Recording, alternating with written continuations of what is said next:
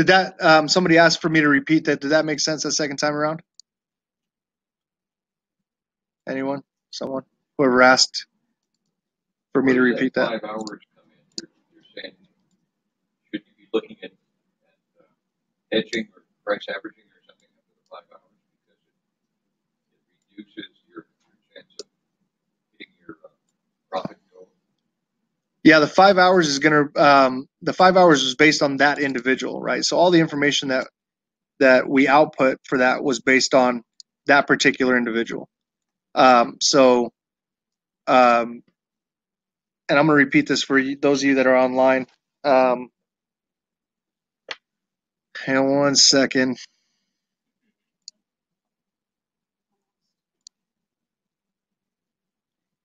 I want it to show my other screen.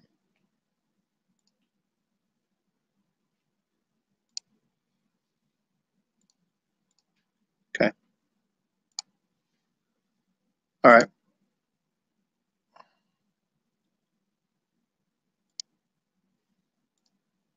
Okay. So this individual, yeah, I'm good.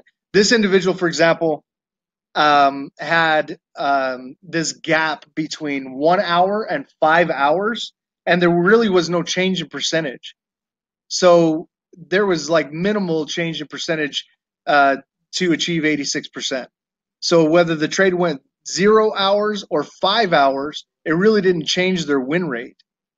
And they didn't draw down, much more than, a few pips. 15 pips, I think is what it was. So after 5 hours, we saw this dramatic increase, or rather decrease, right? So it dropped from being a 86% trade to 47% likelihood, or no, sorry, 62%, 60, where is it? 64% likelihood. And then after 12 hours, it dropped to 47% likelihood of filling that trade. That's 12 hours, though. It's kind of crazy. So I was looking at them and trying to figure out why that was, and it was because of the time of day that he's trading. So this was the full analysis that we came up with. I'm going to read it again for those of you that are online. Take trades between 3 and 8.5 pips for take profit, right? This will give you an 86% win rate when you're using a 2.5 to 1 ratio on trades larger than 8.5 pips, but smaller than 20 pips. You can still use that 2.5 to 1 on scalps for this particular person. So if they're taking a 3 pip trade, they could have a 7.5 pip stop and still hit the above 80% win rate. So that's pretty cool. This will allow you to double your account every 40 trade days at 2% per day growth. In this particular case, the 100 trades that we tested, he would have doubled 2.5 times for those 100 trades. Do not remain in trades longer than 5 hours, as your percentage of success will decrease to 64% likelihood of reaching your take profit. After 5 hours of in-trade time, every hour that goes by decreases your win rate by 1% until 12 hours. So for another 7 hours, you'll lose up to 7% additional once you hit that 12-hour mark. After that 12 hours, it decreases it all the way down to 47%. So at that 12-hour mark, you're down from 64% to 58% or 57% likelihood of filling that trade, which is still more than most of the time, right? Because it's 7% more than 50, so more than half of the time. But it's only 7% more than half of the time, right? But after that 12-hour mark, it drops to below 50% to 47%. And then after that, we just stopped counting. But check this out. So I'm going to go on. Use roughly a 25 pip stop loss utilizing technical analysis to determine correct placement in trades that are between 10 and 20 pips take profit. Decrease your lot size by 20% for every 5 pips you set your take profit beyond 25 pips. Again, I want to specify this information is for this individual. This is not for you guys to go and run with. It may not work for you guys. This is specific to this person's trading. Example, a lot size of 1 for 10 pips, you take profit with a 25 pip stop loss. A lot size of 0.8 lots for 10 pips take profit with a 30 pip stop loss. The only difference there is a stop loss increased by 5 pips. So we decreased the lots. Instead of a 1, we used a 0.8, and that's a 20% difference. So we decreased it to compensate the risk. So if you work that math and you keep on going forward with that, then a 35 pip would be a 0.6. A 40 pip would be a 0.4. A 45 would be a 0.2, and a 50 would be less than you can put in. So in other words, if you have to use a 50 pip stop loss for that particular trade based on technical analysis, you don't take the trade. It's the risk to reward is not there.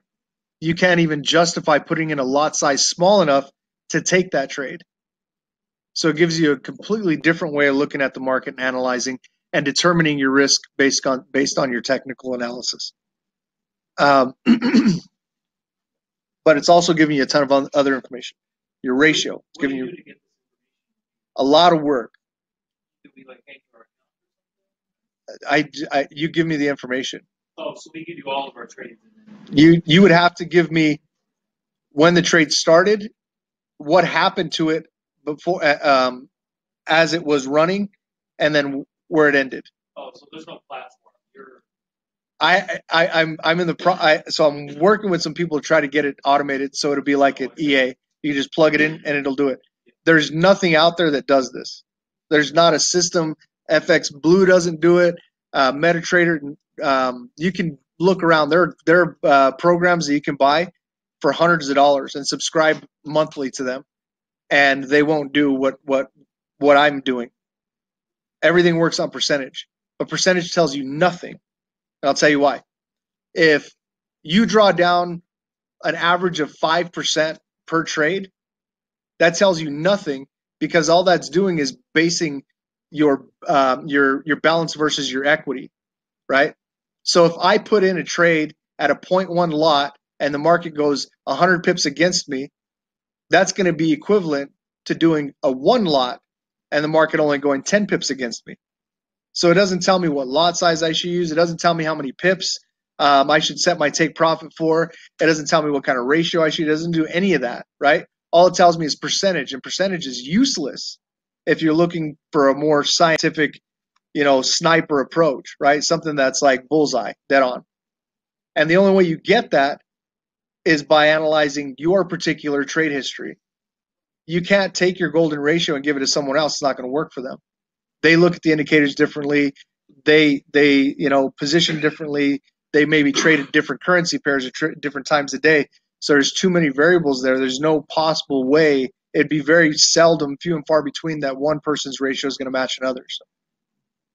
Yes. Okay, so this hurts my head. It should. Not the numbers, but the psychological implications. So does this mean if I had this analysis, you're technically correcting my trading procedure using numbers. However, without the actual. No, I'm not correcting your trading procedure. I'm giving you another tool in order to prep for money management and exit strategy. So however you look at the indicators has been proven by your trade history. I don't do anything about that. I can tell you where the chinks in your chain are based on the data that I receive, but I don't do anything about that, right? Some of you guys aren't even using stops, and you're hesitating when your hedge position arises, or you hedge and you try to price average and you botch it, right? So you're not very good at it, and you don't practice it, so you don't get any better at it. In the meantime, you can use a stop. So then when we talk about stops, what do we do on the audit today? Like a 50 pip stop? I did it, and I can't remember what I set it at. A 50 pip stop, that's based on technical analysis, and that's based on, being somewhere outside the trend or channel or whatever the case may be. That's in general. That has nothing to do with your approach to the market, right? Where that same 50 pip stop that would very well have been hit, you could very well have stopped out maybe 20 pips, 25 pips, 30 pips, and saved yourself 20 pips for every time that you stop out, right? So it's taking your trade history, and it's saying, based on how you see the indicators, how you see the market, how you analyze, this is what it looks like. And if you use this number for a stop, and we applied that to your trade history based on what you've already done, this would be the result. Does it give you the cost? Trades that build in 5 pips? No, just because. So it will tell you what size of trades you should put. A recommended take profit. In this case, it's an 8.5 pip take profit. That would give the person a 93% win rate, 92 or 93. But this is covering your back end, right? So this is not necessarily giving you a way to get an edge up on winning or taking more pips. It's giving you an edge up on what happens when it doesn't go your direction, right? Because that's the pitfall for a lot of us. If I've looked at accounts and people are like, I don't get it. I don't get how to do this, and it doesn't make sense. I'm 4 weeks, 5 weeks into coaching. I've learned some things. I've watched the proving ground. I just don't get it, right? And I look at their account. It's like, well, yeah, you did get it, right? You have like this 90 some odd % win rate, and then right here you took a loser, and you let that loser eat your lunch, and then after that loser, you just had this like cascade of losers. So what were you doing back here? You're not doing anymore, right? So you do something, and it's going really well, and then all of a sudden, it doesn't work for one trade, and then you're just like, I really need to step up my game. I lost, right? And so you go back to the drawing board. You try to figure out new innovative ways to win. You had a winning strategy already. What you didn't have was a good exit method. So the wins, that's in the bag, done, good, golden, let's move on, right? So if you can go back and identify when things were simpler and you were winning, use that, right? Because all you've done since then is complicated and try to add processes. And Hiram says use major, minor, and pressure, but I've been trading with Echo, so I'm going to use major, minor, and pressure. But you haven't mastered it, so it's messing you up. Or Jason Hall says use TNTs, but I've been using major and minor, and that jams you up, right? If TNTs are working for you, if Echo is working for you, use that. The crummy part is that you might not be able to trade as often as some. But if it's successful, continue to use that and practice everything else. Practice until you've got it down to a point where you can go into the market and you can just execute without having to think about when and how and why and so on, right? And at some point, you guys had this very simple approach and it was winning for you, and then you started adding to it, right? Adding these different processes and became more complicated, more complicated, more complicated. And eventually, you just can't even remember how to win, right? And now all your problem is just losing hand over fist. On those, so you've identified that the 5 hours is when the wheels start to come off. For this person, That, yes. and in that analysis and what you saw, were you able to see perhaps at the 4-hour mark that here's a trade that looks like it's going to go beyond 5, or can you? There was such a quick drop off that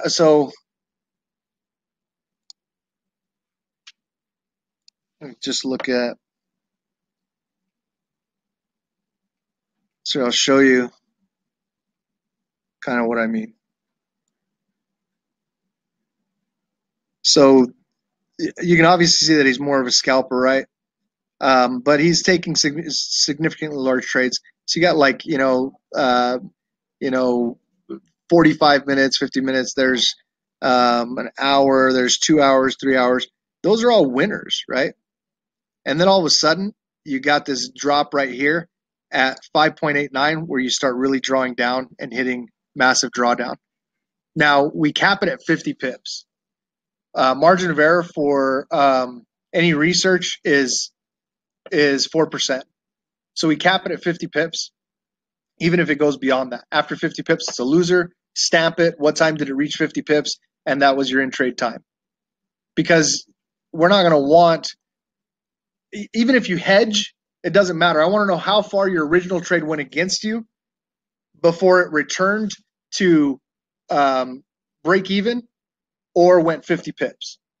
How much time went between those points, right? If we go beyond 50 pips, then it skews the research, right? because you could have a whole bunch of them that are like, 30 minutes, an hour, 2 hour, 3 hour, 5 hours. And then you have one that you hedged and it's just gone against you for a month and then it comes back. That's going to throw off the data quite a bit, right? Because you're going to have this huge lump of hours and then that's going to be averaged into the rest. And so there's a weighting process that's involved, and there's a whole science behind it. It's something that I've worked really hard on. I've been talking about it for months. I mean, you guys heard me mention it, months ago, and we're still developing it. But we actually got to the point where we're able to output data for 10 people. So our case study right now is 10, and it's consistent, right? Now we're having them actually go into the market and use them on demo accounts and back testing, and so on. And so it's working. It's working effectively the way it's supposed to. And what we're seeing is we're expecting this 3-month conversion where after 3 months they come back, we rerun the numbers, and we give them a new golden ratio. But it's actually working out to be less than that. It's like 30, 45 days, and they're ready for a new ratio, right? Because they're noticing, look, I can just kind of, sense it. But in addition to that, they're starting to realize some of their pitfalls, right? Because they notice, okay, if 80% of the time I'm drawing down 20, 30 pips before I take profit, perhaps I need to work on positioning. So they start paying attention to shorter term charts and what's going on in those, in those realms, and then becoming more familiar with them. So by the time they hit that 45-day mark, 30 days of refocusing on something else and critiquing their process, then the 15 days of, execution plus having that ratio starts to decrease the amount that they draw down and their win rate and their in-trade time and so on and so forth and so on, even their take profit, right? Because they're able to identify a lot more clearer, some of the endpoints, especially when a lot of them did look at that other end. Well, how far could I have gone with this on an average basis, right?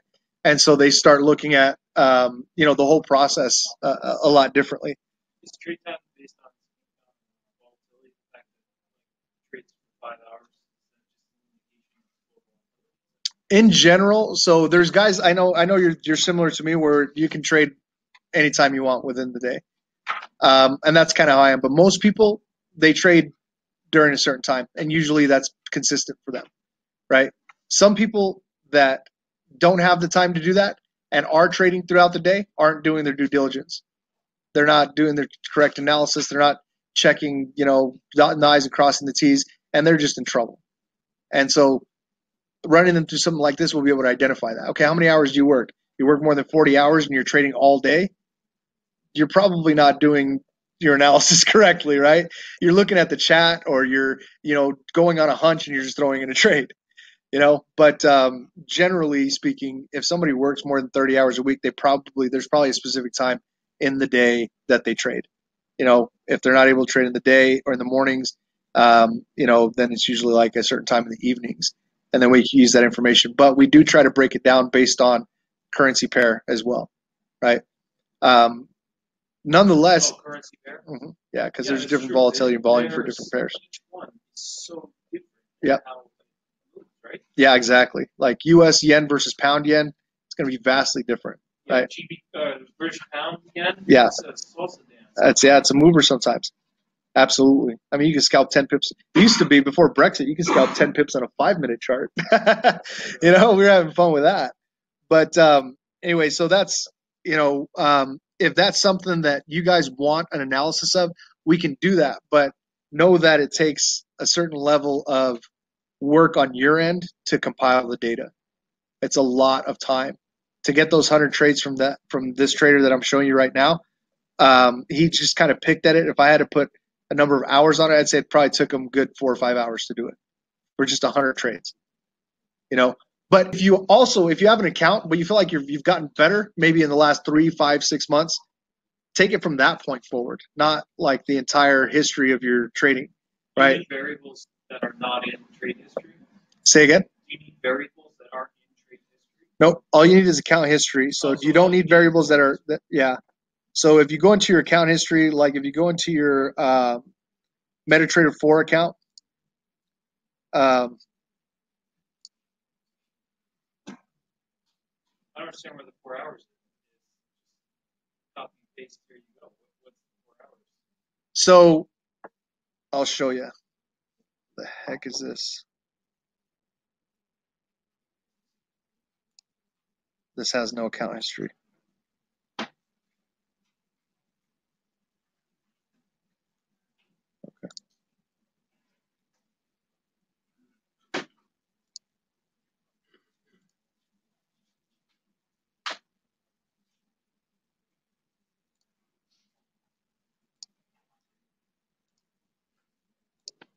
Let's switch screens.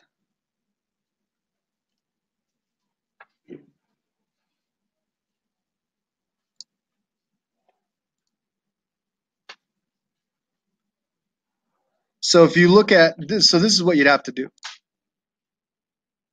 You'd have to go in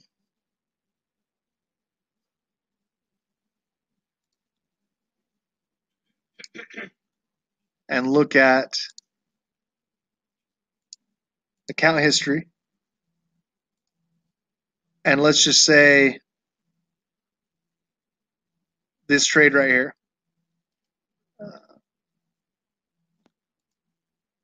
First scroll. So let's take one that's older than that.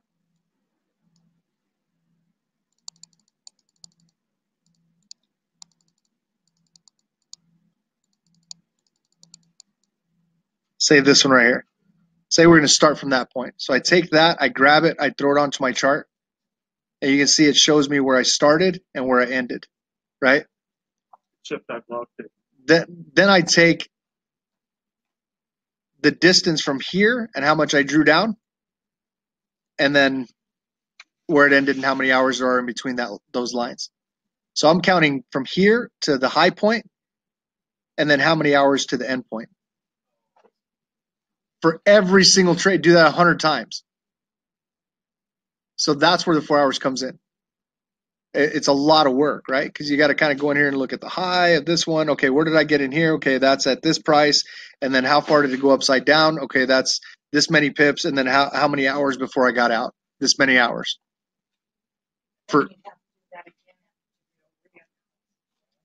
Yep. Hopefully by that time I'll have it automated. So it just goes in and extracts that information and then provides it.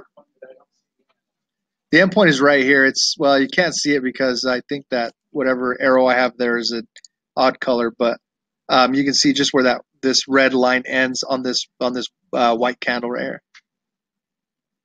So 1, 2, 3, 4, 5, 6, 7, 8, 9 hours, right? This is a 1 hour chart from start to finish, and then draw down from that point to there. However high that went, that's your drawdown, and then how many hours it went.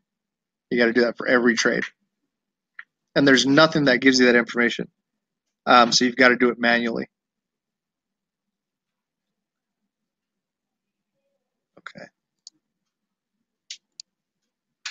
Can you incorporate that into an Excel spreadsheet and pull the data that way? You can, so that's what you do. You'd capture the information on an Excel spreadsheet.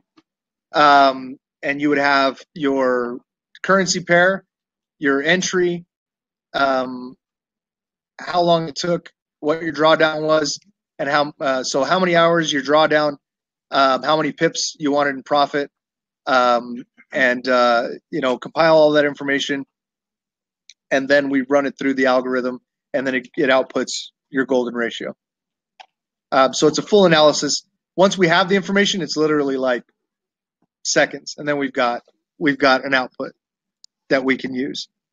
But getting to that point is the trick, right? You want to, you've got to go through and hash out one trade at a time, how far it went against you, and then before it came back in profit.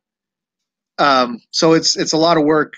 Just as a tip, if you right click on your MetaTrader 4 chart and you go to properties, the chart auto scroll, if you deselect that and press OK, then every time the market moves, it's not going to put you back to the beginning. But be careful, because right here, we're not looking at live candles, right? We'd have to scroll forward to a live candle. And so when you're done with it, just make sure you select chart auto scroll, press OK, and then when the market moves, it'll put you back to the live candle. So There's a button for that on your control bar up here too. There If we you've go. got it up there. Oh, there it goes. There we go. Is there? For chart auto scroll? If you click on view. And toolbars. Okay, so this button just to the right of the grid pattern with the little green arrow. Right there. That? Yep, if you click that, it does the auto Oh, scroll. awesome. Perfect. Good So to know. there's always a button for something. Thank you. All right, guys, that wraps it up for me. If you guys have any questions, I'll be out in the hall for a little bit. Feel free to come up and ask those questions. I apologize for the just issues that we had today. That's what happens when I forget my laptop. But you guys have a good night, and I'm going to hand it off to Matt Parkin. So if you guys are staying for the advanced meeting, you guys are in for a treat. Otherwise, so we don't bother what's going on in here. If you have questions, we'll go out to the hall. Thanks, guys.